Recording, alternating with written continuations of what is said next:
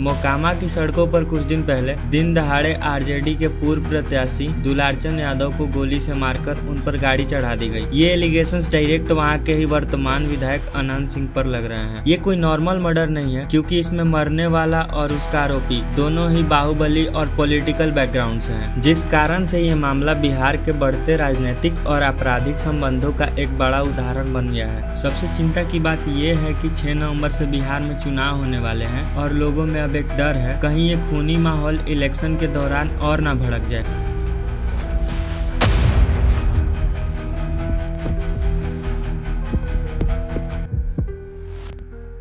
आज के इस वीडियो में हम समझेंगे कि दुलारचंद यादव की हत्या के पीछे सच क्या है, क्या ये एक राजनीतिक खेल था या कुछ और, कौन लोग इस घटना से प्रभावित हुए और सबसे बड़ी बात, ये घटना बिहार के चुनावी माहौल को कैसे बदल रही है। दोस्तों, दुलारचंद यादव एक ऐसा नाम है जिसे मोकामा और बाढ़ के इलाकों में काफी लोग पहचानते थे। लोग उन्हें एक बाहुबली नेता के रूप में जानते थे और सच कहे तो उनका रिकॉर्ड भी साफ सुथरा नहीं था। उन पर 11 से ज्यादा क्रिमिनल केसेस दर्ज थे, जिसमें 1991 में कांग्रेस के नेता सीताराम सिंह की हत्या, बाढ़ के समय संजय सिंह के मर्डर केस, रंगदारी, भूमि कब्जा और कई अन्य संगीन आरोप शामिल थे। दुलारचंद यादव कभी लालू प्रसाद यादव के करीबी हुआ करते थे, लेकिन बाद में उन्होंने अपना रास्ता बदला और अनंत सिंह के साथ अपना राजनीतिक सफर शुरू किया। ध्यान रखिए, ये वही अनंत सिंह है जिन पर दुलारचंद यादव के मर्डर का आरोप लगा है। समय के साथ दुलारचंद यादव और अनंत सिंह के रिश्ते बदलने लगे। पहले दोनों एक ही पॉलिटिकल कैंप में थे, लेकिन बाद में दुलारचंद यादव ने जन स्वराज पार्टी का खुलकर समर्थन करना शुरू कर दिया और सोशल मीडिया पर भी अनंत सिंह और उनके वाइफ को काफी कुछ बोला। आप ये क्लिप देखिए। तो हम कहे थे कि शादी नहीं हुआ, नीलम देवी ने, नीलम खातून है।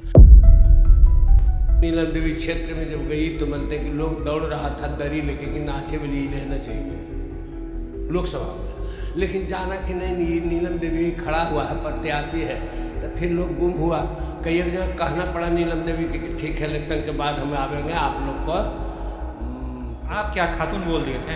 हम बोले थे नीलम खातून है, था नीलम की हिम्मत ही बावनी है। और शादी हुआ है, मरवा गड़ा कर तिलक भरद्वार करके नहीं, लाभ मैरिज गई नाचने के लिए, वो रख लिया। ये क्लिप दुलारचंद यादव के इंटरव्यू का है जो उन्होंने मरने के एक दिन पहले दिया था। हो सकता है कि अनंत सिंह और उनके लोगों को ये सब बातें पसंद नहीं आई हो और उन्होंने दुलारचंद यादव का मर्डर कर दिया हो। दोस्तों, सच क्या है ये तो कोर्ट ही बताएगी, लेकिन जिन्होंने FIR दर्ज कराई वो थे नीरज कुमार, दुलारचंद यादव के पोते। नीरज ने अपना बयान लल्लन टॉप के इंटरव्यू में दिया, जहाँ उन्होंने पूरा घटनाक्रम बताया। उनके मुताबिक वो अपने दादा के साथ जन स्वराज के प्रत्याशी पीयूष प्रियदर्शी के चुनाव प्रचार के लिए जा रहे थे। रास्ते में तारतार गांव के पास उन्हें एक सुनसान जगह पर 40 से 50 गाड़ियां खड़ी दिखी। उनमें से कई गाड़ियों के नंबर प्लेट तक नहीं थे। पहले तो उन्होंने इस बात पर ध्यान नहीं दिया, लेकिन थोड़ी देर बाद उन्होंने देखा दुलारचंद यादव को गाड़ी से बिना कपड़ों के बाहर निकलते हुए।